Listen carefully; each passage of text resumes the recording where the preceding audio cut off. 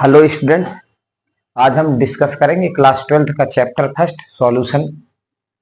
और 12th class के chapter जो है फर्स्ट है उसका नाम है आपके पास सॉल्यूशन चैप्टर। सभी को पता है सॉल्यूशन चैप्टर है फर्स्ट में। और जो क्लास 12th की फिजिकल केमिस्ट्री है 11th क्लास की फिजिकल केमिस्ट्री से बहुत ही ज्यादा आसान है।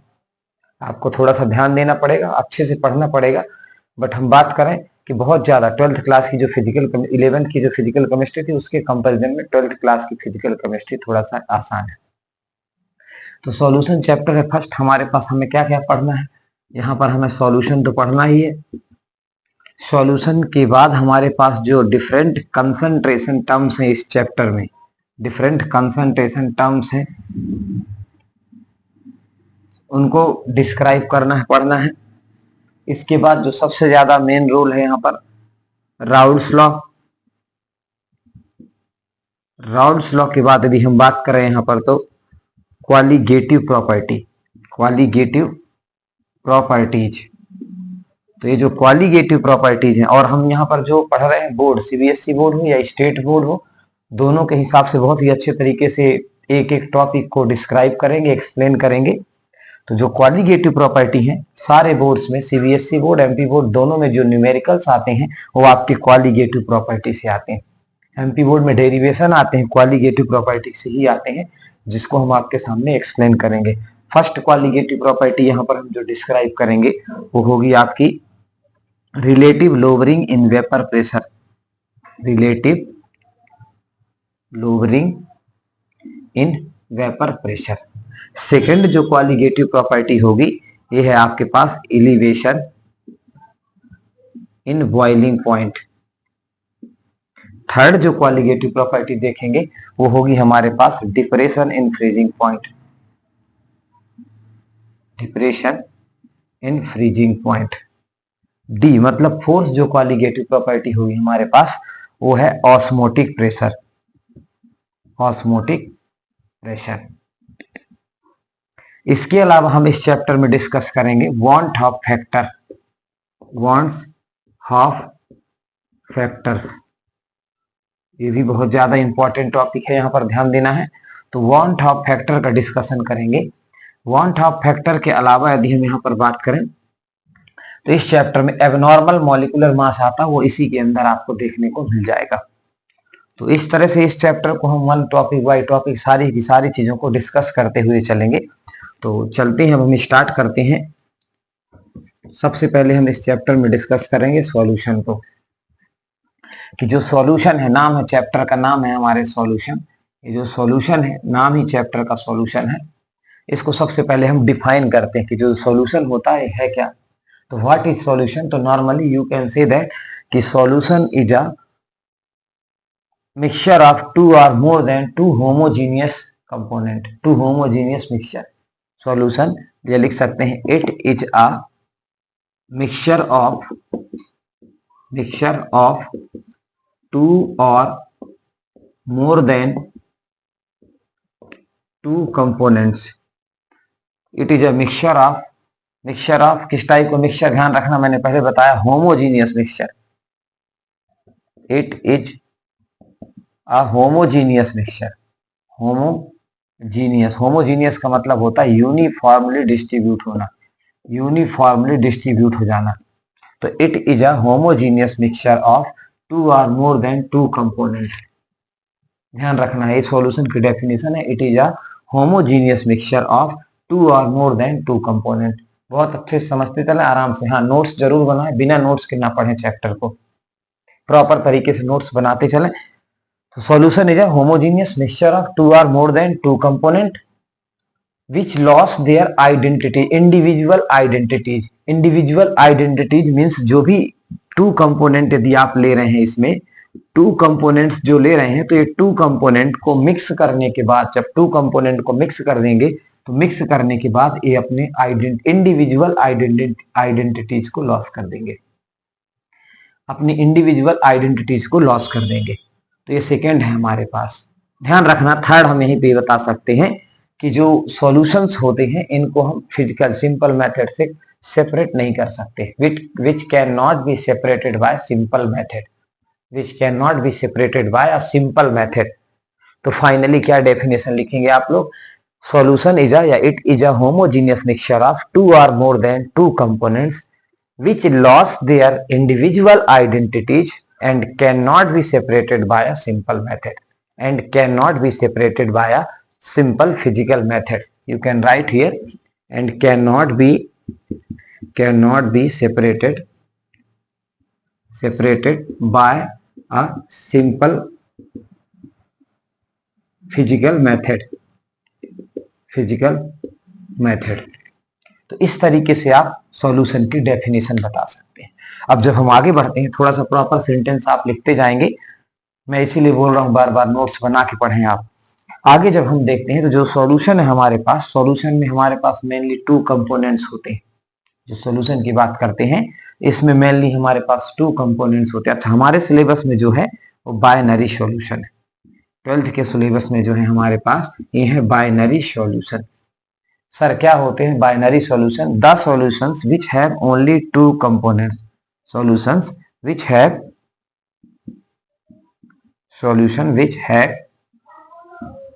only two component.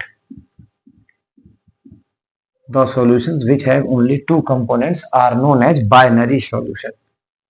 The solutions which have only two components are binary solution. And हमारे जो सिलेबस में है बाइनरी सॉल्यूशन ही है हमारे सिलेबस में।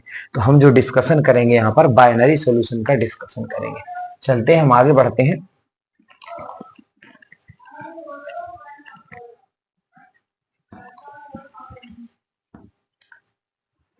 ये जो सॉल्यूशन है हमारे पास, सॉल्यूशन में मेनली टू कंपोनेंट्स होते हैं। 11th में भी पढ़ा है आपने, ध्यान से देखते जाएंगे। जो सॉल्यूशन है इसमें टू कंपोनेंट्स है। एक कंपोनेंट है हमारे पास आपका सॉल्यूट है, और दूसरा जो कंपोनेंट होता है हमारे पास ये होता है आपके पास सॉल्वेंट। ये जो सॉल्यूट होता है, सॉल्यूट हमेशा आपका स्मॉलर अमाउंट में प्रेजेंट होगा। Solute present in smaller amount. और जो सॉल्वेंट होता है हमारे पास है लार्जर अमाउंट में प्रेजेंट होगा। लार्जर अमाउंट में प्रेजेंट होगा। कैसे? आइए एग्जांपल से समझते हैं इसको। मैंने आपसे बोला 5 ग्राम NaCl इन 500 ग्राम वाटर। तो ये जो 5 ग्राम NaCl लिया है इसका जो अमाउंट है लेस है, स्मॉलर है, और जो 500 ग्राम वाटर लिया है इसका जो अमाउंट है बहुत हायर है, लार्जर अमाउंट है। तो जो लार्जर अमाउंट में हमारे पास सॉल्वेंट है और जो स्मॉलर अमाउंट में प्रेजेंट है हमारे पास, इसको सॉल्यूट कहेंगे। जो स्मॉलर अमाउंट में होगा वो सॉल्यूट होगा, जो लार्जर अमाउंट में होगा वो सॉल्वेंट होगा। दूसरे तरीके से हम समझ सकते हैं इसको, विच इज डिजॉल्व। जो डिजॉल्व होता है वो सॉल्यूट होता है। जो डिजॉल्व होता है वो सॉल्यूट होता है, और जिसमें डिजॉल्व होता है वो सॉल्वेंट होता है। सपोज दैट यहाँ पे हमने बोला आपको 5 ग्राम NaOH is dissolved in 200 ml of solution या 200 ग्राम of water। तो हमने NaOH को डिजॉल्व किया, NaOH को डिजॉल्व किया है। जिसको डिजॉल्व करते हैं वो सॉल्यूट है, और जिसमें डिजॉल्व करते हैं वो सॉल्वेंट है। दूसरा तरीका मैंने आपको बहुत अच्छे से बताया समझने के लिए कि जो स्मॉल अमाउंट में प्रेजेंट होगा, अभी हम करेंगे क्वालिटेटिव प्रॉपर्टी में बहुत इनका यूज है। वहां पर सॉल्यूट सॉल्वेंट को यदि प्रॉपर आइडेंटिफाई नहीं कर पाएंगे तो हमें न्यूमेरिकल सॉल्व करने में बहुत ज्यादा प्रॉब्लम होगी। तो आप तो ध्यान रखें फाइनली कि जो स्मॉलर अमाउंट में प्रेजेंट है सॉल्यूट है, जो लार्जर अमाउंट में प्रेजेंट है वो सॉल्वेंट है आपके पास। ध्यान से देखें सर कैसे होगा। 50% हमने ले लिया वाटर, और यहाँ पर 50% हो गया आपके पास एल्कोहल। इस कंडीशन में दोनों तो बराबर है, दोनों इक्वल अमाउंट में। जब दोनों इक्वल अमाउंट में है तो किसको यहाँ पर सॉल्यूट कहेंगे सर जी, और किसको सॉल्वेंट कहेंगे? तो आप ध्यान दें, इस कंडीशंस में आप दोनों इक्वल है तो किसी को भी सॉल्यूट मान ले, किसी को भी सॉल्वेंट मान ले। किसी को भी सॉल्यूट मान सकते हैं, किसी को भी सॉल्वेंट आप मान सकते हैं, क्योंकि दोनों का जो अमाउंट है वो कैसा है आपके पास, लिक्विड है। दोनों लिक्विड है तब, ऐसा नहीं कि एक सॉलिड हो और एक लिक्विड हो, दोनों का अमाउंट बराबर हो तो आप दोनों में से किसी को नहीं। जब यदि एक सॉलिड होगा 50 ग्राम और 50 ग्राम आपके पास लिक्विड होगा, तो उस कंडीशंस में आपको पता है कि जो सॉलिड है वही डिजॉल्व होगा। तो जो डिजॉल्व होता है वो सॉल्यूट है, जिसमें डिजॉल्व होता है वो सॉल्वेंट है। आइए एक और आइडेंटिफिकेशन बताते हैं, सॉल्यूट सॉल्वेंट को कैसे आइडेंटिफाई कर सकते हैं। देखिए, जो भी सॉल्यूशन बना रहे हैं तो जो भी सॉल्यूशन बनेगा उसमें हमारे पास होगा एक सॉल्यूट और दूसरा होगा आपके पास एक सॉल्वेंट। सॉल्यूशन बनाने के बाद जिसकी फाइनल स्टेट, भाई सॉल्यूट आपका सॉलिड लिक्विड गैस कुछ भी हो सकता है, सॉल्वेंट भी आपके पास सॉलिड लिक्विड गैस तीनों में से कुछ भी हो सकता है। तो जैसे मैंने बोला कि कोई हमने सॉल्यूशन बनाया और सॉल्यूशन बनाने के बाद सॉल्यूशन की जो स्टेट आती, जैसे सॉल्वेंट आपने लिक्विड में लिया था और सॉल्यूशन बनाने के बाद प्रिपेयर करने के बाद लिक्विड स्टेट मिलती है सॉल्यूशन की, तो सॉल्वेंट हमेशा सॉल्वेंट जो होगा आपका लिक्विड स्टेट वाला होगा। सॉल्यूशन यदि आपको सॉलिड स्टेट में मिलता है, बनने के बाद जो सॉल्यूशन होता है उसकी स्टेट सॉलिड आ जाती है, तो उस केस में जो सॉल्वेंट होगा सॉलिड स्टेट वाला हो जाएगा। अभी हम करेंगे, इनके बहुत सारे एग्जांपल करेंगे, देखना भी है टाइप्स ऑफ जो सॉल्यूशंस होते हैं हमारे पास किस किस टाइप से हैं, कैसे कैसे हम सभी को आइडेंटिफाई करेंगे, कैसे समझेंगे। तो चलिए हम आगे बढ़ते हैं। यहाँ तक सभी को मुझे लग रहा समझ में आ गया होगा, कोई ऐसा डिफिकल्ट नहीं है। जो लेस अमाउंट में है सॉल्यूट है, जो लार्जर अमाउंट में है आपके पास सॉल्वेंट है। बोर्ड के हिसाब से आपका ये सिलेबस यही है, बाकी जेई वगैरह में आपको बहुत ज्यादा कंफ्यूज कर सकते हैं, यहाँ नहीं करेंगे, बोर्ड में ध्यान रखेंगे।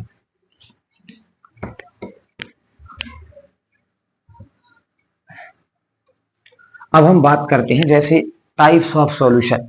अभी मैंने आपसे बोला यहाँ पर हम बात करेंगे टाइप्स ऑफ सॉल्यूशन की, लेकिन ध्यान रहे कि जो टाइप्स ऑफ सॉल्यूशन में हम बात करने जा रहे हैं तो टाइप्स ऑफ सॉल्यूशन में कैसे किन चीजों की बात कर रहे हैं।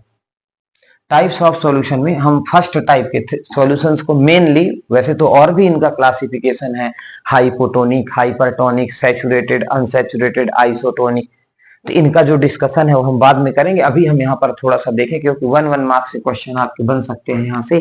तो अभी जो हम डिस्कस करेंगे टाइप्स ऑफ सॉल्यूशन में, इसको 3 कैटेगरी में डिवाइड किया है। सॉलिड सॉल्यूशन, सेकेंड है हमारे पास यहाँ पर लिक्विड सॉल्यूशन, और थर्ड है हमारे पास यहाँ पर gaseous solution. Gaseous solution third है, solid solution, liquid solution, gaseous solution.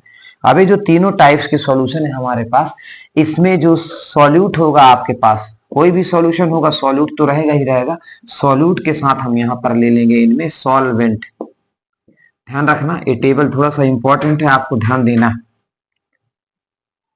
और यहाँ पर जो है हमारे पास, यहाँ पे हम लोग लिख लेते हैं यहाँ पे एग्जाम्पल, कौन सा एग्जाम्पल किसके। अब जैसे सॉलिड जो सॉल्यूशन है, तो सॉलिड सॉल्यूशन में ध्यान रखना जो सॉल्वेंट होगा बेटा, सॉल्वेंट हमेशा सॉलिड स्टेट में ही आएगा। सॉल्वेंट को हमेशा हम सॉलिड स्टेट में लेंगे, समझते चले सभी लोग। जो सॉल्वेंट होगा हमारे पास, सॉल्वेंट हमेशा हमारे पास सॉलिड स्टेट में होगा। तभी जो सॉल्यूशन का टाइप होगा वो सॉलिड सॉल्यूशन होगा। सॉलिड सॉल्यूशन में जो सॉलिड सॉल्यूशन में जो सॉल्वेंट होगा हमेशा सॉलिड होगा। फिर सर लिक्विड सॉल्यूशन में हमेशा लिक्विड होना चाहिए जी। लिक्विड सॉल्यूशन में जो सॉल्वेंट होगा आपका वो हमेशा लिक्विड स्टेट में मिलेगा आपको। लिक्विड स्टेट में, लिक्विड स्टेट की बात करें तो सॉरी लिक्विड टाइप के जो सॉल्यूशन होंगे इसमें सॉल्वेंट जो होगा हमेशा लिक्विड स्टेट में रहेगा। और इसी तरह से गैसियस सॉल्यूशन की जब बात करें तो जो सॉल्वेंट होगा हमेशा गैसियस स्टेट में रहेगा। गैस गैस गैस, हमेशा ये गैसियस स्टेट में रहेगा। आइए अब देखते हैं सॉल्यूट जो है, सॉलिड सॉल्यूशन के केस में सॉल्यूट क्या क्या हो सकता है। सॉल्यूट आपका सॉलिड भी हो सकता है, सॉल्यूट आपका लिक्विड भी हो सकता है, सॉल्यूट आपका गैस भी हो सकता है।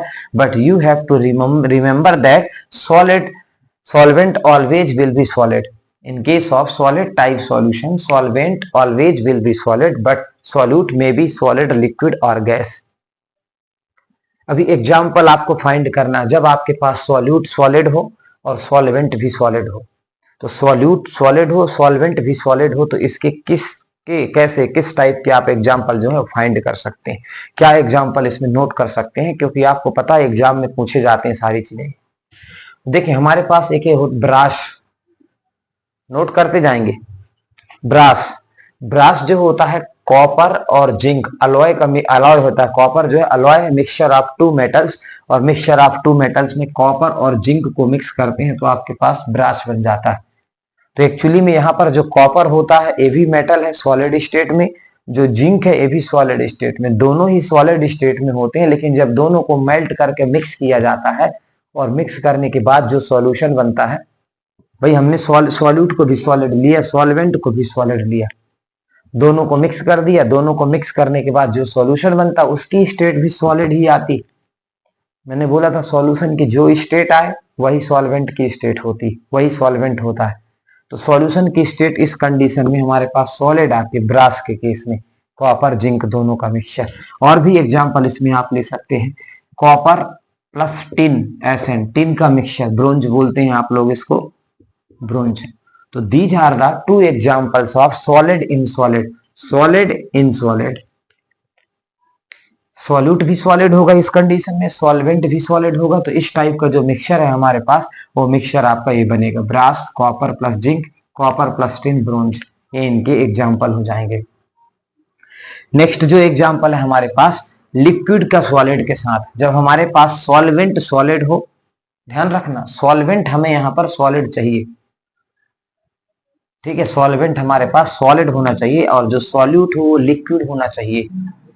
तो यहां पे आप लिख सकते हैं जिंक अमलगम, जिंक अमलगम, है ना, जिंक अमलगम हो गया, मरकरी अमलगम लिख सकते हैं, mercury amalgam, Hg amalgam with किसके साथ, सोडियम के साथ ले लो या जिंक के साथ ले लो, जिसके साथ आपको लेना हो। तो मरकरी क्या होता है, रूम टेम्परेचर पर लिक्विड स्टेट में होता है, तो मरकरी लिक्विड स्टेट में होता है, तो ये हो गया अपने पास सॉल्यूट।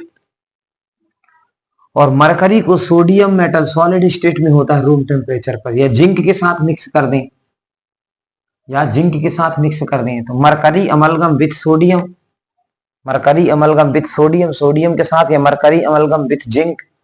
तो इस कंडीशंस में जो सोडियम या जिंक लेंगे, आपके पास मेटल है सॉलिड स्टेट में होगा, और जो आपके पास मरकरी है, मरकरी आपके लिक्विड स्टेट में होती। तो ये इसका एग्जाम्पल हो जाएगा, आप लिख देंगे मरकरी अमलगम विथ सोडियम या mercury amalgam with zinc. Third जो है हमारे पास गैस का सॉलिड के साथ मिक्सचर। जो गैस का सॉलिड के साथ मिक्सचर होता है सभी ने पढ़ा हुआ है, और 10th में भी आपने पढ़ा है, 11th में भी एक रिएक्शन पढ़ी थी, हाइड्रोजिनेशन रिएक्शन।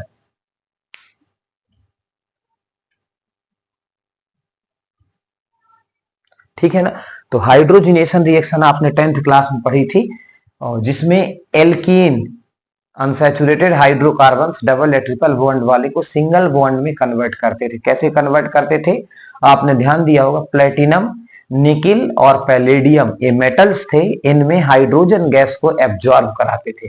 एक्चुअली में जो रिएक्शन होती थी, यदि किसी को याद होगा, तो CH2 double bond CH2 plus hydrogen का एडिशन कराते थे, किसकी प्रेजेंस में, निकिल ले लिया, प्लेटिनम ले लिया या पैलेडियम ले लिया, कोई भी आप एक मेटल यहाँ पर लिख सकते हैं, सपोज दैट निकिल ले लिया, तो निकिल की प्रेजेंस में हाइड्रोजन गैस निकिल मेटल के ऊपर एब्जॉर्ब हो जाती थी, ये हाइड्रोजन गैस जो है, तो हाइड्रोजन गैस सॉल्यूट हो गई यहाँ पर, और जो निकिल हो गया आपके पास, निकिल जो हो गया आपके पास सॉलिड स्टेट में, ये आपके पास सॉल्वेंट हो जाएगा। तो ध्यान रखेंगे यहाँ पर आप क्या लिख सकते हैं, H2 gas in nickel, platinum और पैलेडियम, ब्रैकेट में चाहे तो बता सकते हैं हाइड्रोजिनेशन रिएक्शन में, हाइड्रोजिनेशन रिएक्शन में। तो ये जो सॉल्यूशन के टाइप, सॉलिड टाइप के सॉल्यूशन है, इसमें जो सॉल्वेंट है हर कंडीशन में सॉलिड स्टेट में है, या हम कह सकते हैं कि जो सॉल्यूशन फॉर्म होता है वो सॉल्यूशन हमेशा सॉलिड स्टेट में बनता है। एग्जाम्पल बहुत काम के हैं, तीनों एग्जाम्पल आपसे पूछे जाते हैं पेपर में, तो केवल और केवल यहीं से, क्योंकि सबसे ज्यादा जो कहा जाए, टफ तो नहीं है, बहुत आसान है, लेकिन कहा जाए तो सबसे ज्यादा गलतियां होती हैं वो इन्हीं एग्जाम्पल्स में होती है, क्योंकि सॉलिड को सॉलिड के साथ, सॉलिड के साथ सॉलिड दे दिया, अरे ये तो ऐसा बन ही नहीं सकता सॉल्यूशन, क्यों नहीं बन सकता, सॉलिड को मेल्ट करो ना। ज्वेलरी बनाने के लिए गोल्ड में मिक्स करते हैं कॉपर या सिल्वर को, तो कॉपर या सिल्वर को बहुत कम अमाउंट में मिक्स करते हैं, सॉल्यूट है। गोल्ड में मिक्स करते हैं, गोल्ड आपका सॉल्वेंट होता है, 24 कैरेट गोल्ड का थोड़ी ना बनाते हैं कोई भी ज्वेलरी, जो ज्वेलरी बनती है तो 23, 22 कैरेट गोल्ड से बनती, तो उसमें कुछ अमाउंट में कॉपर या सिल्वर को जो मिक्स करते हैं, तो उसका जो सॉल्यूशन बनता है वो भी तो सॉलिड का सॉलिड के साथ सॉल्यूशन। नेक्स्ट आते हैं लिक्विड टाइप के सॉल्यूशन में। आप ध्यान समझ ही गए होंगे कि सॉल्वेंट हमेशा लिक्विड ही रहेगा, लेकिन आपका जो सॉल्यूट है, सॉल्यूट आपका सॉलिड भी हो सकता है, सॉल्यूट आपका लिक्विड भी हो सकता है, सॉल्यूट आपका गैस भी हो सकता है। जब आपके पास सॉल्यूट सॉलिड होगा और सॉल्वेंट तो लिक्विड होगा, तो इसके तो बहुत सारे एग्जाम्पल हैं आपके पास, सॉल्ट प्लस वाटर, है ना, sugar plus water, plus water, ETC कर दिया। और भी एग्जाम्पल आप दे सकते हैं, इसमें तो बहुत सारे ढेरों एग्जाम्पल मिल जाएंगे। जब सॉल्यूट लिक्विड हो, सॉल्वेंट भी लिक्विड हो, इसमें भी आप दे सकते हैं एल्कोहल प्लस वाटर। देखो अभी सब हंसने लगे, एल्कोहल प्लस वाटर, है ना। अब इसमें जो भी यहाँ पर लिक्विड स्टेट, लिक्विड का लिक्विड के साथ आपने एल्कोहल को ज्यादा ले लेंगे तो एल्कोहल सॉल्वेंट, वाटर ज्यादा लेंगे तो वाटर सॉल्वेंट, ठीक है ना। अच्छा वाटर होता है सॉल्वेंट, अच्छा बनाया है, ठीक है बनाया होगा, ठीक है कोई बात नहीं। लोग डेली बनाते हैं, डेली बनाते हैं लोग इसका जो सॉल्यूशन होता है। पानी बहुत ज्यादा भरते हैं, एल्कोहल कम भरते हैं, फिर शाम को बैठ के मजा करते हैं। तो ध्यान रखना एल्कोहल प्लस वाटर, इसकी आगे हम इसी में बात करते हैं। तो और भी एग्जाम्पल हैं आपके पास, मिल्क प्लस वाटर, और भी ऑर्गेनिक है आपके पास, बेंजीन क्लोरोफॉर्म के साथ हो गया। कोई भी लिक्विड स्टेट वाले आप यहाँ पर दो ले सकते हैं। गैस का लिक्विड के साथ मिक्सचर, तो वाटर में ऑक्सीजन है तो आप लिख सकते हैं O2 इन H2O, कार्बन डाइऑक्साइड इन H2O, वाटर में कार्बन डाइऑक्साइड भी तो होती। जो एक्वेटिक एनिमल्स होते हैं, एक्वेटिक एनिमल्स कार्बन डाइऑक्साइड को रिलीज करते हैं पानी के अंदर। तो पानी के अंदर जो कार्बन डाइऑक्साइड होती है वो पानी में तो घुली रहती है कुछ टाइम के लिए, मतलब कार्बन डाइऑक्साइड इन वाटर, एक गैस का लिक्विड के साथ सॉल्यूशन है। तो these are the types of a liquid solution, मतलब लिक्विड सॉल्यूशन के केस में सॉल्वेंट हमेशा लिक्विड रहेगा, सॉलिड सॉल्यूशन के केस में सॉल्वेंट हमेशा सॉलिड रहेगा। और अब हम बात करते हैं यहाँ पर गैसियस सॉल्यूशन की। गैसियस सॉल्यूशन में जो सॉल्वेंट होगा हमेशा गैस होगा, लेकिन जो हमारे पास सॉल्यूट होंगे वो चेंज होंगे। क्या क्या चेंज होंगे? सॉलिड हो सकता है, लिक्विड हो सकता है, और इसी के साथ आपके पास यहाँ पे गैस हो सकता है। तो जब हमारे पास जो गैस सॉल्यूट जो हो सॉलिड हो, सॉल्यूट हमारे पास सॉलिड हो, और जो सॉल्वेंट हो हमारे पास वो गैस हो, तो इसका एग्जांपल क्या ले सकते हैं? अभी देखना सॉल्यूट यहाँ पर सॉलिड लिए, अब आप यहाँ पे ना जिंक अमलगम लिख सकते हैं। बच्चे बहुत कंफ्यूज होते हैं, ध्यान रखना। मैंने यहाँ पे मरकरी अमलगम बोला था, मरकरी का सोडियम के साथ या मरकरी के जिंक के साथ। मरकरी को यहाँ पर सॉल्यूट मानना है, कम अमाउंट में लेना है। यहाँ पर हमने जिंक जो है सॉलिड स्टेट में है और जिंक अमलगम बोल रहे हैं, अभी मरकरी अमलगम नहीं बोला मैंने। जिंक अमलगम या सोडियम अमलगम, यहाँ पे क्या बोला था? Mercury amalgam with sodium, mercury amalgam with zinc. Mercury amalgam मतलब जो सॉल्यूट है वो mercury, zinc amalgam means zinc solute है, जिंक अमलगम और सोडियम अमलगम। तो इस केस में ये जो एग्जाम्पल होगा सॉलिड का गैस के साथ, सॉरी बहुत ज्यादा मिस्टेक होगा। अरे गैस लेना है ना हमें, ये सॉलिड थोड़ी लेना है, यहाँ पर एक गैस लेके रखना हमें, यहाँ पे हमें गैस लेना है, लिक्विड पे चले गए थे, गैस लेके रखना हमें। सॉलिड हो हमारे पास क्या? सॉल्यूट, सॉल्यूट हमारे पास सॉलिड होना चाहिए, और ये जो है हमारे पास है गैस होना चाहिए। तो ध्यान देंगे ऐसे कौन से एग्जाम्पल हैं जिसमें हमारे पास जो सॉल्यूट हो सॉलिड स्टेट में हो, और जो सॉल्वेंट हो हमारे पास गैसियस स्टेट में हो, है ना। Dust in air, dust in air, air कौन सी स्टेट में होती है? गैसियस स्टेट में। डस्ट जो होती है गैस स्टेट में होती है। डस्ट इन एयर, एयर में ऑक्सीजन भी है, कार्बन डाइऑक्साइड भी है, बहुत सारी gases, air is a mixture of gases. तो सॉलिड हो गया, डस्ट के पार्टिकल्स जो होते हैं सॉलिड होते हैं, सॉलिड पार्टिकल्स हैं डस्ट के, तो डस्ट इन एयर ये इसका एग्जाम्पल हो जाएगा, ध्यान रखना। नेक्स्ट है हमारे पास जब सॉल्यूट लिक्विड हो लेकिन सॉल्वेंट अभी भी गैस है ना। तो इस कंडीशंस में आप ध्यान दें, सॉल्यूट को लिक्विड ले लो आप, वाटर ले लो, वाटर को किसी गैस में ले लो आप, सोडा वाटर कह सकते हैं, सबसे बढ़िया example soda water. Soda water में क्या आपके पास लिक्विड भी है, गैस भी डिजॉल्व होती, लिक्विड भी है आपके पास और गैस भी डिजॉल्व होती, तो सोडा वाटर जो है इसका एग्जांपल हो जाएगा। गैस का गैस के साथ तो सभी को पता है, नाइट्रोजन इन एयर बोल दो आप, या ऑक्सीजन इन नाइट्रोजन, कोई भी दो गैस को मिक्स करोगे तो आसानी से मिक्स हो जाती है गैस। तो इसके बहुत सारे एग्जाम्पल मिल जाएंगे। Carbon dioxide in liquid vapours, liquid vapours, vapours क्या है आपकी? वेपर्स जो होती हैं लिक्विड की, या जो मॉइस्चर है, ह्यूमिडिटी है, मॉइस्चर जो प्रेजेंट है, मॉइस्चर वो वेपर स्टेट में है। और नेचर में कार्बन डाइऑक्साइड भी प्रेजेंट है, ऑक्सीजन भी प्रेजेंट है, तो उनके साथ जो मिक्सचर बन रहा है, उनके साथ जो सॉल्यूशन बन रहा है होमोजीनियस, वो आपका यहाँ की कैटेगरी में आता है। ध्यान रखना मैंने यहाँ पे बोला डस्ट इन एयर, तो डस्ट इन एयर पार्टिकल है, तो एयर तो वैसे हमेशा जो होती है आपकी हेट्रोजीनियस मिक्सचर नहीं होमोजीनियस नहीं होती हमेशा, एयर जो है कभी कभी हेट्रोजीनियस भी हो जाती है। तो ये था आपके पास टाइप्स ऑफ सॉल्यूशन। अब हम टाइप्स ऑफ सॉल्यूशन के बाद आगे बढ़ते हैं और आगे बढ़ेंगे और देखेंगे ध्यान से बाकी की चीजें।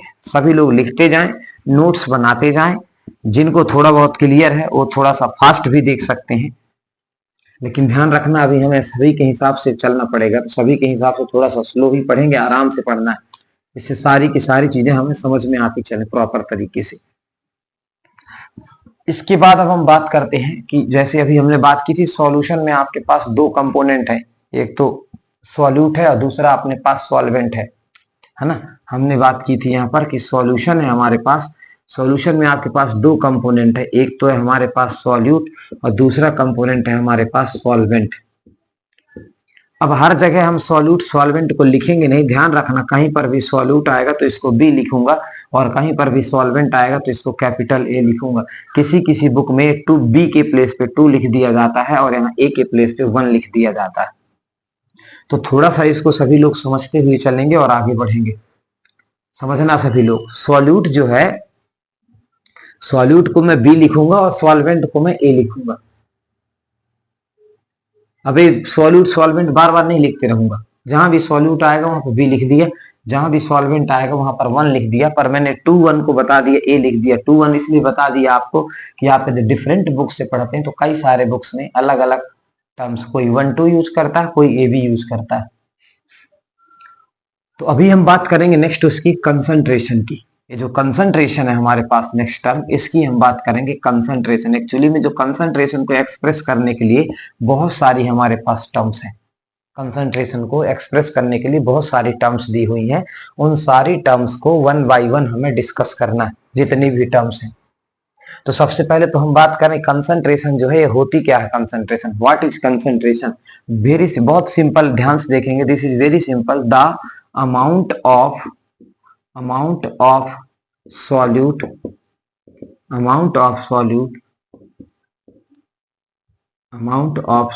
present in a solution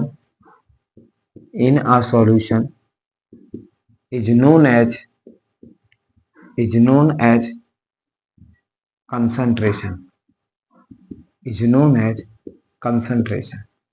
the amount of solute present इन, हमारे पास सॉल्यूशन है, जितना भी होगा क्या करना है, सॉल्यूशन है अपने पास, सॉल्यूशन में सॉल्यूट कितना प्रेजेंट है, that is concentration.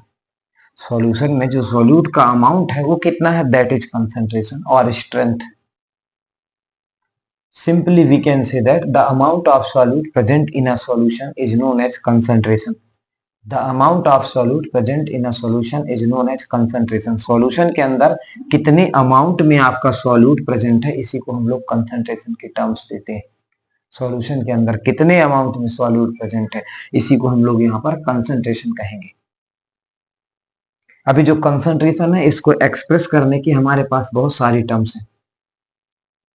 11th class में आपने पढ़ी भी है, नहीं पढ़ी है तो कोई दिक्कत नहीं, मैं 1 बाय 1 सारी टर्म्स को एक्सप्लेन करूंगा यहाँ पर सारी। लेकिन ध्यान रखें नोट्स बनाए, यदि आप सीरियस होकर पढ़ाई कर रहे हैं, सीरियस होकर पढ़ना चाहते हैं तो प्रॉपर तरीके से नोट्स बनाएं।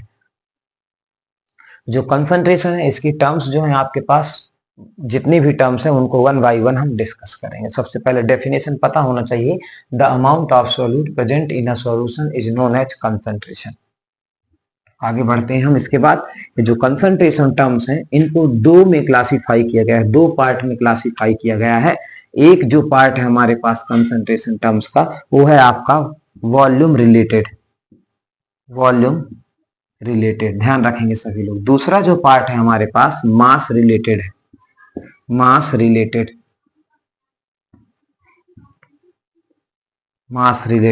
और एक है आपके पास वॉल्यूम रिलेटेड। ये जो वॉल्यूम रिलेटेड है इनमें कौन कौन सी टर्म्स आती हैं। अच्छा, वॉल्यूम रिलेटेड है मतलब टेम्परेचर इन पे इफेक्ट करेगा, जो भी वॉल्यूम रिलेटेड कंसंट्रेशन की टर्म्स है उस पे टेम्परेचर का इफेक्ट आएगा, है ना। तो यहां पे हम लिख सकते हैं टेम्परेचर, इफेक्ट ऑन टेम्परेचर, यहां पर इफेक्ट ऑन टेम्परेचर, टेम्परेचर को बढ़ाएंगे घटाएंगे तो इनसे जो वॉल्यूम रिलेटेड है इन पे अफेक्ट पड़ेगा। जो मास रिलेटेड है यहाँ पे टेम्परेचर का कोई इफेक्ट नहीं होगा, है ना। No effect of temperature, no effect of temperature, यहाँ पे टेम्परेचर का कोई भी इफेक्ट नहीं होगा, कोई भी मतलब नहीं है टेम्परेचर को बढ़ाओ घटाओ। मास रिलेटेड है, मास रिलेटेड है तो कोई भी इफेक्ट नहीं है टेम्परेचर का। यहाँ पर जो है वॉल्यूम रिलेटेड है, टेम्परेचर को बढ़ाएंगे घटाएंगे तो वॉल्यूम में चेंजेस होगा, वॉल्यूम में चेंजेस होगा तो जो भी कंसंट्रेशन टर्म्स है आपके पास इनमें भी चेंजेस आपको देखने को मिलेगा। कौन कौन सी टर्म्स है इनको हम वन बाय वन देखते हैं ध्यान से। जैसे जो वॉल्यूम रिलेटेड है इनमें सबसे फर्स्ट में आती है हमारे पास, यहाँ पर ध्यान देंगे सभी लोग, volume by volume percentage, volume by volume percentage first होती है। सेकंड जो होती है हमारे पास वेट बाई वॉल्यूम परसेंटेज, जिसमें भी वॉल्यूम का रिलेशन आ रहा है मतलब वो जो टर्म्स होगी आपकी कंसंट्रेशन टर्म्स उस पर टेम्परेचर अफेक्ट करेगा, और टेम्परेचर इफेक्ट करेगा तो वॉल्यूम भी क्या, वॉल्यूम रिलेटेड है तो टेम्परेचर इफेक्ट करेगा। थर्ड जो आती है अपने पास ये है मोलैरिटी, टी मोलैरिटी। फोर्थ होती है हमारे पास यहीं पे normality, normality. Volume by volume percentage, weight by volume percentage, molarity और नॉर्मेलिटी। तो molarity, normality, volume by volume percentage, weight by volume percentage, these concentration terms are related to volume and affected by a temperature। यहां पर जो first आएगी हमारे पास उसको हम ले लेते हैं यहाँ पर weight by wait percentage, mass by mass percentage भी कहेंगे, weight by wait percentage. Second हमारे पास यहाँ पे टर्म्स आएगी अपने पास यहाँ पे molality, molality. Third two terms होगी हमारे पास यहाँ पे ये होगी आपके पास mole fraction, mole fraction.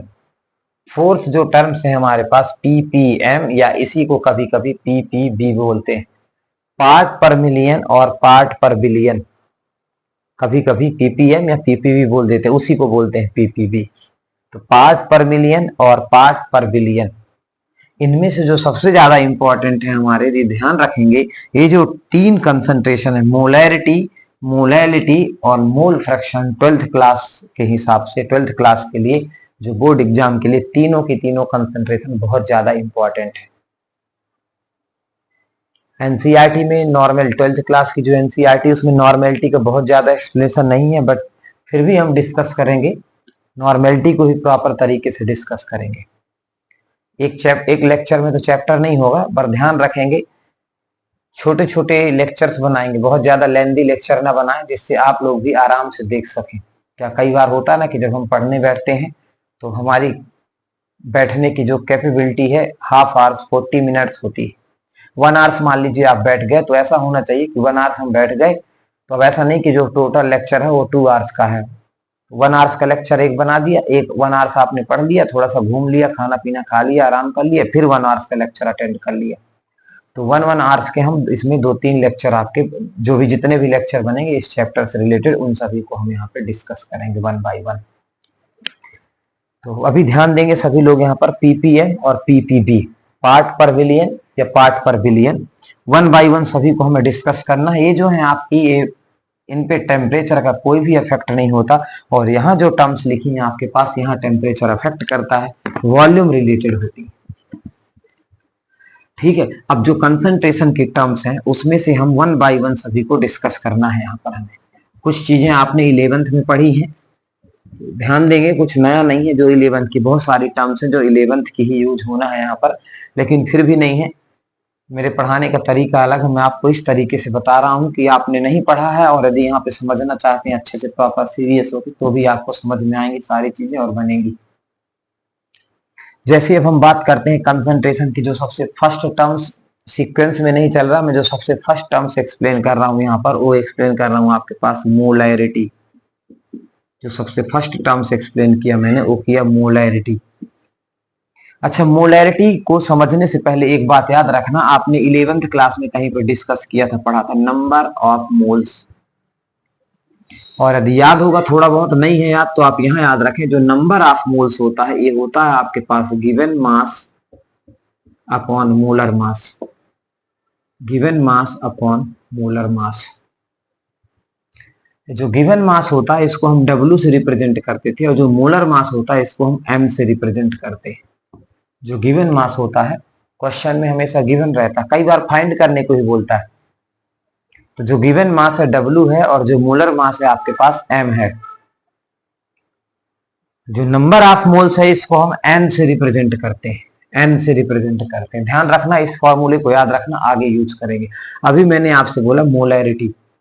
Molarity होती क्या है, इसको कैसे डिफाइन करेंगे, ध्यान से देखेंगे, क्योंकि मैंने नंबर ऑफ मोल्स पहले लिख दिया, आप याद रखेंगे। Number of moles of solute, number of moles of solute present in 1 litre of, बेटा लिखते जाएंगे सभी लोग definition. Number of moles of solute present in 1 litre of solution, 1 litre of solution is known as molarity. याद रखना molarity. ये जो molarity है ना, यहां पे लिख सकते हैं it is denoted by capital M। जो मोलैरिटी होती है, मोलैरिटी को कैपिटल M से डिनोट करते हैं। जो मोलैरिटी है आपके पास, मोलैरिटी को हम लोग कैपिटल M से डिनोट करते हैं। तो ध्यान रखना। अब हम जब इसके डेफिनेशन के बेस पे फॉर्मूला लिखते हैं, पहले डेफिनेशन बहुत क्लियर अच्छे से समझ लें आप, 2 से 3 बार रिपीट करता हूं मैं। Number of moles of solute, गड़बड़ मत करना, number of moles of solute तो अच्छे से याद रखिए। Number of moles of solute present in 1 litre of solution, 1 litre solution में सॉल्यूट के कितने नंबर ऑफ मोल्स हैं उसी को हम मोलैरिटी बोलते हैं, उसी को हम मोलैरिटी कहेंगे। Number of moles of solute present in 1 litre of solution, number of moles of solute present in 1 litre of solution, 1 litre solution में कितने नंबर ऑफ मोल्स आपके सॉल्यूट के प्रेजेंट है उसी को मोलैरिटी कहेंगे। आगे बढ़ते हैं तो ध्यान से देखेंगे इसका फॉर्मूला। अब मैंने आपको बता दिया मोलैरिटी को कैपिटल M से रिप्रेजेंट करते हैं, तो capital M is equal to क्या लिखेंगे, number of moles of solute, यहां पे लिखेंगे number of moles of solute upon number of moles of solute present in 1 litre. Litre क्या है, वॉल्यूम, तो यहाँ पे लिखेंगे हम लोग volume of solution, volume of solution. Solution के वॉल्यूम को कैसे लेना है, इन लीटर, लीटर में लेना, तो हमने यहाँ पे लिख दिया इन लीटर। अब ध्यान रखना, ये जो number of moles of solute है, मैंने आपके पास निकाला था नंबर ऑफ मोल्स, किसके नंबर ऑफ मोल्स, कोई ऐसा स्पेसिफिक डोनेटेशन नहीं किया था मैंने, यहाँ पे लिखा था number of moles N। Solute के हैं तो आप B लिख लीजिए। गिवन मास भी किसका लेंगे, सॉल्यूट का। मोलर मास भी किसका लेंगे, सॉल्यूट का। मतलब जो नंबर ऑफ मोल्स का फॉर्मूला बन रहा है NB is equal to WB upon MB। NB number of moles of solute, B का मतलब सॉल्यूट, मैंने आपको बता के रखा पहले, कहीं पर भी सॉल्यूट आएगा तो मैं बार बार सॉल्यूट नहीं लिखूंगा उसको, अब मैं B मतलब B लिखूंगा, B से रिप्रेजेंट करूंगा सॉल्यूट को। तो मैंने यहाँ पे लिखा है number of moles of solute, B का मतलब सॉल्यूट, N का मतलब number of moles, number of moles of solute is equal to given mass of solute WB, B मतलब सॉल्यूट, W मतलब given mass, given mass of solute upon molar mass of solute, given mass of solute upon molar mass of solute. ये जो यहाँ पे आपके पास लिखा है ना number of moles of solute, यहाँ पे आप लिख सकते हैं NB, क्योंकि NB क्या है आपके पास, number of moles of solute. तो NB जो number of moles of solute है उसको आप यहाँ लिख दीजिए, अपॉन में वॉल्यूम ऑफ सॉल्यूशन, तो वॉल्यूम ऑफ सॉल्यूशन के लिए भी लिख दीजिए, लेकिन जो सॉल्यूशन का वॉल्यूम है उसको हमें किस में लिखना है, इन लीटर, तो मैंने ब्रैकेट में लिख दिया इन लीटर। अच्छा आगे देखें, अभी यहाँ पर मोलैरिटी का फॉर्मूला चल रहा है। मोलैरिटी इज इक्वल टू क्या लिख सकते हैं, molarity is equal to NB, NB मतलब number of moles of solute, और इसकी वैल्यू है WB अपॉन MB, तो आप लिखेंगे WB अपॉन MB। अपॉन में आपके पास भी है, लेकिन भी को आपको लीटर में लिखना है, तो आप यहाँ पे लिख सकते हैं भी अपॉन 1000, क्योंकि लीटर में लिखना है। लीटर में लिखने के लिए वॉल्यूम को 1000 से डिवाइड कर देंगे तो लीटर में लिख जाएगा। अब ध्यान रखना, ये जो भी अपॉन 1000 है इसको मल्टीप्लाई में लिखेंगे, तो जब मल्टीप्लाई में लिखेंगे तो M इज इक्वल टू कितना हो जाएगा, WB अपॉन MB इंटू ये जो v अपॉन 1000 है, 1000 इसमें से ऊपर चला जाएगा और अपॉन में आ जाएगा आपके पास v। तो ये जो फॉर्मूला निकल के आ रहा, फाइनल फॉर्मूला बहुत इंपॉर्टेंट है, याद रखेंगे। ये फाइनल जो फॉर्मूला निकल के आ रहा है मोलैरिटी का, वो ये हो जाएगा, molarity is equal to W B upon M B 1000 upon v। जहां पे डब्ल्यू बी क्या है, गिवन मास ऑफ सोल्यूट है, एम बी क्या है, मोलर मास ऑफ सोल्यूट है। W B given mass of solute और एम बी जो है आपके पास a molar mass of solute है। तो given mass of solute upon molar mass of solute, इन सभी चीजों को आपको इनको याद रखना, ठीक है। यहीं पर ध्यान देंगे, थोड़ा सा हम, जगह बची नहीं है, आप लिखते जाएंगे नोट्स बनाना। यूनिट की बात करें, यूनिट जब निकालेंगे मोलैरिटी की, सारी चीजों पे ध्यान दें, मोलैरिटी की यूनिट निकालें तो number of moles of solute, number of moles of solute, moles की यूनिट होती है mole, number of moles, number of moles की यूनिट होती है मोल। तो मैंने लिख दिया number of moles of solute, तो मोल्स की यूनिट होती है मोल, तो मैंने मोल लिख दिया। अपॉन में वॉल्यूम ऑफ सॉल्यूशन, वॉल्यूम की यूनिट होती है लीटर, तो यहाँ अपॉन में लिख दिया लीटर। मतलब मोल पर litre, this is the unit of molarity. इसी को आप क्या लिख सकते हैं, मोल लीटर इनवर्स। लीटर को यदि आप ऊपर लेके जाएंगे तो यही क्या हो जाएगी, मोल लीटर इनवर्स, या इसी को कैपिटल एम लिख दें। तो ये यूनिट भी आ गई आपके पास मोलैरिटी की, मोलैरिटी की यूनिट भी आपके पास निकल के आ गई। स्क्रीनशॉट ले लें, और यदि लिख रहे हो अभी साथ में तो लिख लें, या लिख लिया होगा, नहीं लिखा हो तो स्क्रीनशॉट ले लें, हम आगे बढ़ रहे हैं। पर नोट्स जरूर बनाएंगे, है ना, बिना नोट्स के ना पढ़े, नहीं तो कुछ भी समझ में नहीं आएगा, सब भूल जाएंगे सारी चीजें। ध्यान रखेंगे, number of moles of solute present in 1 litre of solution, 1 litre solution में सॉल्यूट की कितने नंबर ऑफ मोल्स प्रेजेंट है, उसको हमने मोलैरिटी बोला। It is denoted by capital M, लेकिन फिर इसके बाद हमने इसका फॉर्मूला यहीं से लिखा, capital M equal to number of moles of solute upon volume of solution. Number of moles को एन लिखते हैं, लेकिन यहाँ पर जो नंबर ऑफ मोल्स ले रहे हैं वो सॉल्यूट के लिख रहे हैं, तो इसलिए हमने number of moles of solute N B कर दिया, अपॉन में volume of solution in litre को भी इन लीटर कर दिया। जो एन बी है, नंबर ऑफ मोल्स है, हम 11th क्लास से पढ़ते आ रहे हैं, नहीं भी पढ़ा हो तो ध्यान रखेंगे, जो नंबर ऑफ मोल्स है बी, इसकी जो वैल्यू होती है, इसका जो फाइंड करने का फॉर्मूला होता है वो डब्ल्यू अपॉन एम होता है। डब्ल्यू होता है गिवन मास, एम होता है मोलर मास। तो जो एन बी है हमारे पास, number of moles of solute equal to given mass upon molar mass. आगे देखें तो हमने इसके प्लेस पे इसको रख दिया W B upon M B, upon में था volume of solution in litre, तो लीटर में लिखने के लिए जो भी था वॉल्यूम था उसको मैंने 1000 से डिवाइड कर दिया, तो फाइनल मेरे पास आ गया एम इक्वल टू, अब जब भी अपॉन 1000 डिवाइड में लिखा था, मैंने इसको मल्टीप्लाई में लिखा, तो मल्टीप्लाई में लिखूंगा तो 1000 ऊपर आ जाएगा, भी कहां चला जाएगा, नीचे। एक थोड़ा सा और ध्यान रखेंगे यहीं पर, मैं ये ऊपर वाले का काम खत्म हो गया, यहाँ पे बता देता हूं। अभी यदि आपका क्वेश्चन में वॉल्यूम पहले से लीटर में दिया हुआ है, आपके क्वेश्चन में जो वॉल्यूम है, क्वेश्चन में वॉल्यूम जो है पहले से लीटर में दिया हुआ है, तब आपको फॉर्मूला यूज करना है मोलैरिटी का, molarity equal to W B upon M B और इनटू भी। फिर आपके पास जो 1000 है वो नहीं आएगा, लेकिन किस केस में है बेटा, जब डायरेक्ट आपको न्यूमेरिकल्स के साथ वॉल्यूम में दिया हो, जो वैल्यू दी हो आपके सॉल्यूशन की, वॉल्यूम दिया हो, एमएल में ना दिया हो, वो सीधे सीधे लीटर में दे दिया हो, 2 लीटर 3 लीटर, क्योंकि ऐसे ऑस्मोटिक प्रेशर जो कॉलीगेटिव प्रॉपर्टी है, उसके बहुत सारे क्वेश्चंस आपको इसी तरीके से देखने को मिलेंगे। तो वहां पर आपको इस फॉर्मूला याद रखना। आपको ध्यान रखिए कॉन्सेप्ट के, लीटर में दिया है तो 1000 यूज नहीं करेंगे, या फिर आप लीटर में दिया है तो उसको एमएल में कन्वर्ट करिए, तो वही हो जाएगा ना, एमएल में कन्वर्ट किया तो 1000 से 1000 कैंसिल होगा, 3 जीरो से 3 जीरो कैंसिल हो जाएंगे। 2 लीटर है तो 2000 लिखना पड़ेगा नीचे, तो 3 जीरो कैंसिल।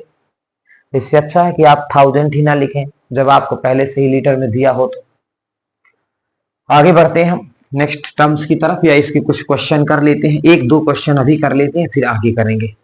1-2 क्वेश्चन अभी कर लें, फिर इसके बाद इसके क्वेश्चन और भी आगे करेंगे, फिर दूसरा कॉन्सेप्ट भी यहाँ पर अभी हम समझेंगे। देखें, जैसे एक क्वेश्चन दिया हमारे पास, थोड़ा सा टाइम लगेगा क्वेश्चन लिखने में। एक क्वेश्चन है हमारे पास, कैलकुलेट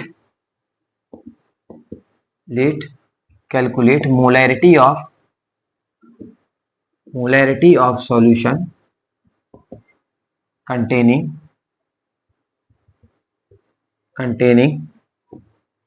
4 ग्राम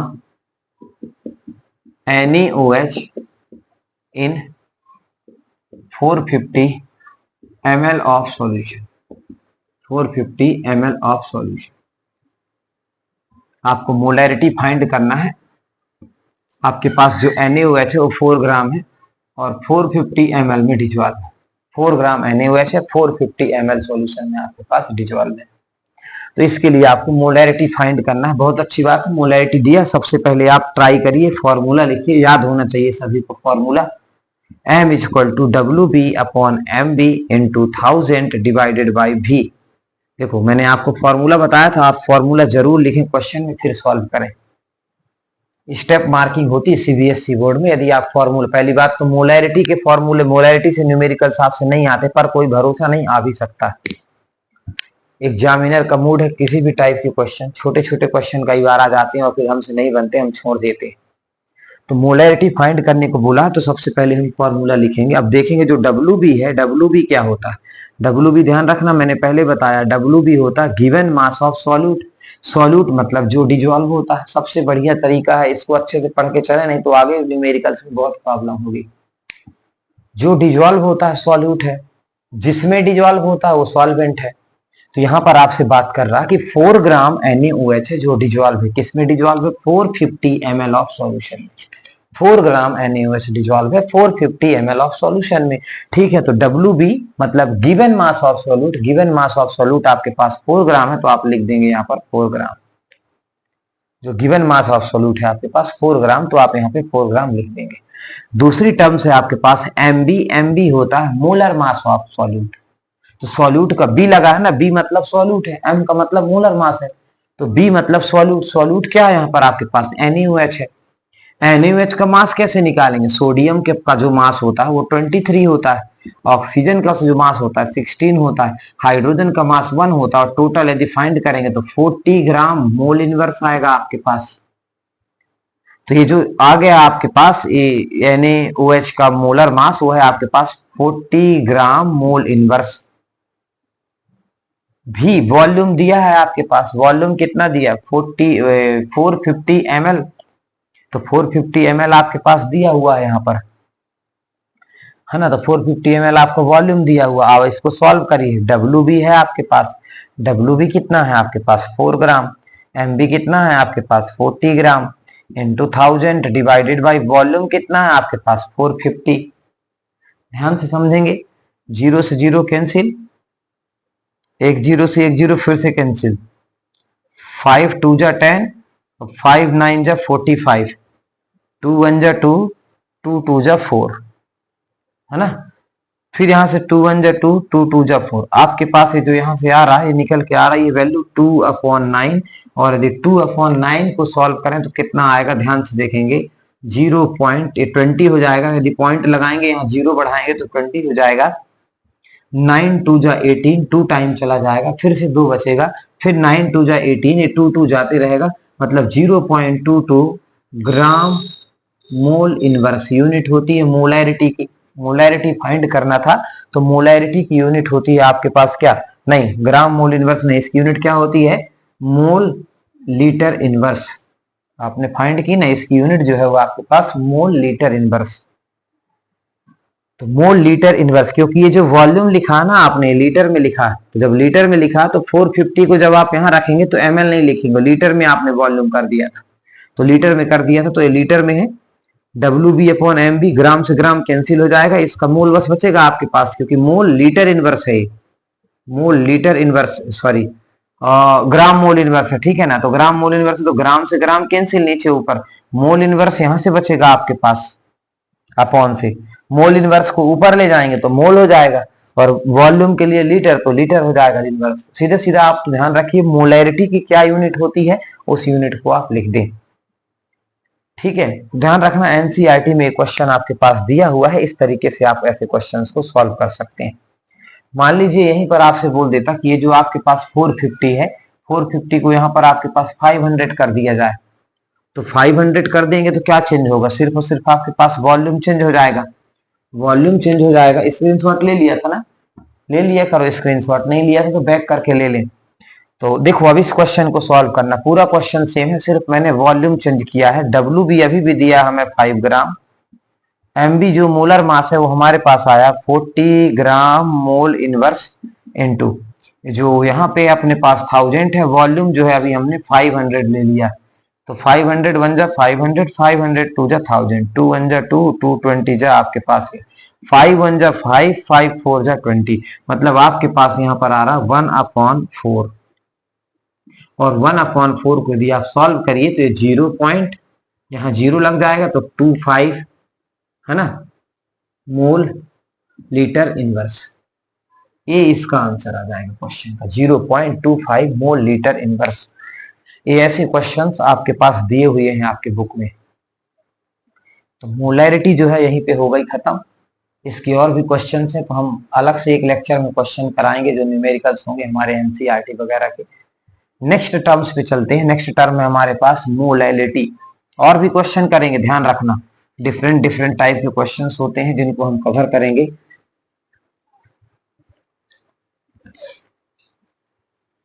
नेक्स्ट टर्म्स जो आती है अपने पास वो आती है मोलैलिटी। ध्यान रखेंगे, मोलैलिटी, मोलैरिटी बिग सिस्टर है और मोलैलिटी स्मॉल सिस्टर है, याद रखना। बिग सिस्टर मतलब कैपिटल एम, मोलैरिटी मोलैरिटी, और मोलैलिटी मतलब स्मॉल सिस्टर, इसको रिप्रेजेंट करते हैं स्मॉल एम से। मोलैरिटी को स्मॉल एम से रिप्रेजेंट करते हैं। क्या डेफिनेशन होगी सर जी? पहले आप मुझे मोलैरिटी की डेफिनेशन बताइए। क्या थी मोलैरिटी की definition? Number of moles of solute present in 1 litre of solution. Number of moles of solute present in 1 litre, 1 litre solution में कितने नंबर ऑफ मोल्स सॉल्यूट के प्रेजेंट है ना। 1 लीटर विलियन में विलेय के मोलों की संख्या को मोलरता कहते हैं, मोलरता। 1 लीटर विलियन में विलेय के मोलों की संख्या को मोलरता कहा जाता है। यहां पर हम बात कर रहे हैं मोललता, मोलैलिटी। मोलैलिटी में ध्यान से देखेंगे क्या डेफिनेशन है। Number of moles of solute, number of moles of solute present, या डिजॉल्व भी कह सकते हैं, dissolved, number of moles of solute dissolved in 1 kg of solvent, in 1 kg of solvent. 1 kg solvent में, अभी यहां पर ध्यान से देखना, वहां 1 लीटर ऑफ सॉल्यूशन था। सॉल्यूशन बच्चे गलत करते हैं, एमपी बोर्ड में डेफिनेशन आती लिखने को, डायरेक्ट डिफरेंस आता लिखने को मोलैरिटी और मोलैलिटी में, तो आप सभी लोग गलत कर देते हैं। कहां पे गलतियां होती? सिर्फ यहाँ पे, यहां भी सॉल्यूशन कर देते हो आप, या तो फिर वहां पे सॉल्वेंट लिख देते हो आप मोलैरिटी की डेफिनेशन में। आपको याद रखना है मोलैरिटी की डेफिनेशन में आपको लिखना है सॉल्यूशन, और इसके डेफिनेशन में आपको सॉल्वेंट 1 kg ऑफ सॉल्वेंट, वहां पे था number of moles of solute present in 1 litre of solution, यहाँ पे number of moles of solute present in 1 kg of solvent. 1 kg of solvent, 1 kilogram विलायक में, है ना, 1 किलोग्राम विलायक में विलेय के मोलों की संख्या को मोललता कहते हैं। तो ध्यान रखना है। अब इसका भी फॉर्मूला लिखना है तो कैसे लिखेंगे? Small M equal to number of, ध्यान रखना है यहाँ पे थोड़ा सा, number of moles of solute, number of moles of solute upon mass of solvent लेना पड़ेगा। यहाँ पे वॉल्यूम का कोई रोल ही नहीं, मास ऑफ सॉल्वेंट। लेकिन ध्यान रखना मास ऑफ सॉल्वेंट किस में लोगे आप? इन केजी में। पहले से बोला है ना क्वेश्चन में, डेफिनेशन में बोला है कि the number of moles of solute, ठीक है, number of moles of solute present in dissolve in 1 kg of solvent. तो केजी क्या? मास किसका? सॉल्वेंट का। किस में लेना है? केजी में लेना है ना। आगे देखते हैं, number of moles of solute आपको पता है एनबी से रिप्रेजेंट करते हैं। जो number of moles of solute है इसको एनबी से रिप्रेजेंट करते हैं। और जो मास ऑफ सॉल्वेंट है, तो मास ऑफ सॉल्वेंट जो है इसको डब्ल्यू ए से, ध्यान रखना, जो गिवन मास होता है गिवन मास को डब्ल्यू से रिप्रेजेंट करते हैं। कंफ्यूज मत होना बच्चा, जो डब्ल्यू होता है गिवन मास होता है। सॉल्वेंट का होगा तो ए, और डब्ल्यू के साथ बी लगा दिए तो किसका हो जाएगा? आपके सॉल्यूट का। सॉल्यूट का given mass W B, solvent का गिवन मास डब्ल्यू, डब्ल्यू ही होता है, बस ए लगा दिया तो सॉल्वेंट का, बी लगा दिया तो सॉल्यूट का। तो यहां पर याद रखना सभी लोग, NB अपॉन WA कर दिया मैंने। NB number of moles of solute है, और जो WA है हमारे पास यहाँ पे गिवन मास ऑफ सॉल्वेंट है, जो केजी में लेना है। तो केजी में लेने के लिए 1000 से डिवाइड कर दो, केजी में लेने के लिए 1000 से डिवाइड कर दो। क्या लिखेंगे, m इक्वल टू NB क्या होता है, नंबर ऑफ मोल्स। अरे भाई पढ़ाया है, नंबर ऑफ मोल्स क्या होता है, देखो यहां से छोटे से उसमें लिख देता हूं। नंबर ऑफ मोल्स क्या होता है, NB किसके बराबर होता है, WB अपॉन MB। अभी मोलैरिटी में पढ़ा हुआ हमने, NB होता है number of moles of solute, B का मतलब सॉल्यूट, W मतलब गिवन मास, B मतलब सॉल्यूट का, M मतलब मोलर मास, B मतलब सॉल्यूट का। तो WB given mass of solute upon molar mass of solute. तो NB के प्लेस में मैंने यहां पर इस वैल्यू को रख दिया, W अपॉन MB। ध्यान रखें, इसको केजी में लिखने के लिए 1000 से डिवाइड किया था, जैसे वॉल्यूम को मोलैरिटी में, वॉल्यूम को लीटर में लिखने के लिए 1000 से डिवाइड किया था। तो अब इसको यदि मल्टीप्लाई में लिखें तो 1000 ऊपर चला जाता है, सभी को पता होगा, इतनी मैथ तो आती है। जो 1000 है यानी ऊपर चला जाएगा, WA जो है हमारे पास ये नीचे चला जाएगा।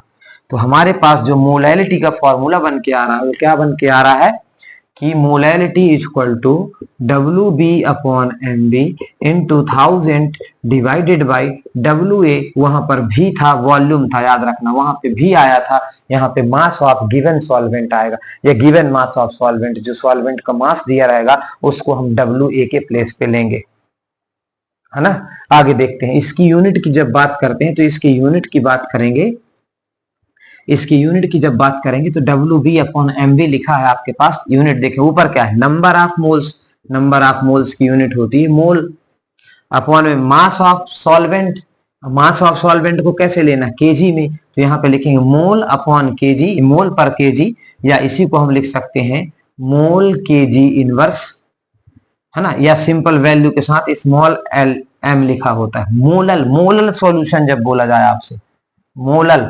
सॉल्यूशन, तो मोलल सॉल्यूशन का मतलब होता है मोलैरिटी, और मोलर सॉल्यूशन का मतलब होता है मोलैरिटी। मोलर, मोलर सॉल्यूशन का मतलब मोलैरिटी, मोलल सॉल्यूशन का मतलब मोलैलिटी। ध्यान रखना, मोलैरिटी और मोलैलिटी दोनों को मैंने एक्सप्लेन कर दिया। न्यूमेरिकल्स करेंगे अभी हम नेक्स्ट लेक्चर में, तो न्यूमेरिकल्स भी करेंगे इनके।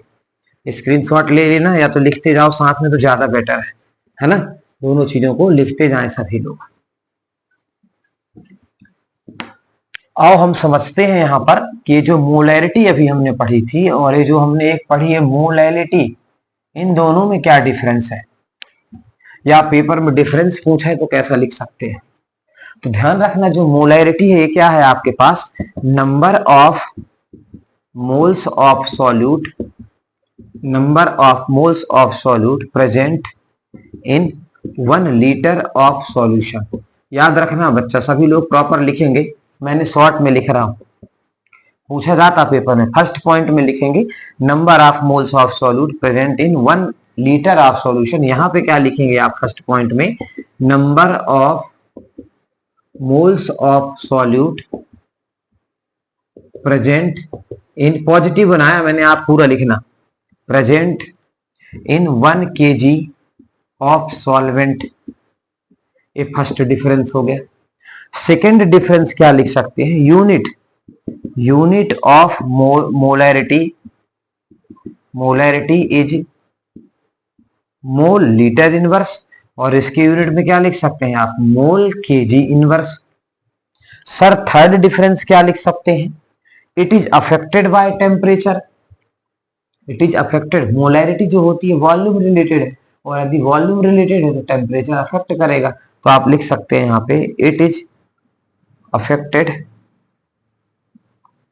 बाय टेम्परेचर, यहां पे लिखेंगे it is not affected, it is not affected by temperature. Next difference क्या लिख सकते हैं बेटा, दोनों का फॉर्मूला। नेक्स्ट डिफरेंस क्या लिखेंगे, दोनों का फॉर्मूला। 2 मार्क्स में आता है, एमपी बोर्ड में आता है, सीबीएसई बोर्ड में तो बहुत ही कम देखने को मिला है, पर फिर भी आपको पता रखना है। असर्शन रीजन में क्या पता कौन सा स्टेटमेंट लिख के दे दे और आपको सॉल्व करना पड़े। तो असर्शन रीजन में आपको दे देता है, तो इस तरीके से आपको मोलैरिटी, मोलैलिटी का डिफरेंस भी पता रखना, एटलीस्ट 3 डिफरेंस पता रखें। नेक्स्ट क्या लिख सकते हैं, on increasing temperature molarity will be decrease, on increasing temperature molarity will be decrease. There is no effect of temperature, चाहे आप टेम्परेचर को इंक्रीज करिए या डिक्रीज करिए, यहां कोई इफेक्ट नहीं आएगा। तो इस तरह से आपके पास 4 डिफरेंस हो गए मोलैरिटी और मोलैलिटी में। आज की क्लास मैं यहीं पे खत्म करूंगा। नेक्स्ट लेक्चर में, कल की क्लास में कंटिन्यू रखेंगे हम लोग क्लास, कल से थोड़ा सा ज्यादा और क्लास लेंगे। तो कल की क्लास में हम लोग क्या करेंगे कि पहले मोलैरिटी के 2-3 कुछ न्यूमेरिकल सॉल्व करेंगे। न्यूमेरिकल सॉल्व करने के बाद नेक्स्ट जो हमारे पास कंसंट्रेशन टर्म्स है, मोल फ्रैक्शन और नॉर्मेलिटी। तो मोल फ्रैक्शन और नॉर्मेलिटी, पीपीएम, इन तीनों को हम कल की क्लास में कवर करेंगे, खत्म करेंगे, है ना। तब तक के लिए जय राम जी। यदि आपको लेक्चर अच्छा लगा हो, पसंद आया हो, तो लाइक करें और शेयर जरूर करें, है ना, कमेंट करें, जिससे मेरा मोटिवेशन बना रहे और मैं आपको इसी तरह से आगे पढ़ाता रहूं, बताता रहूं।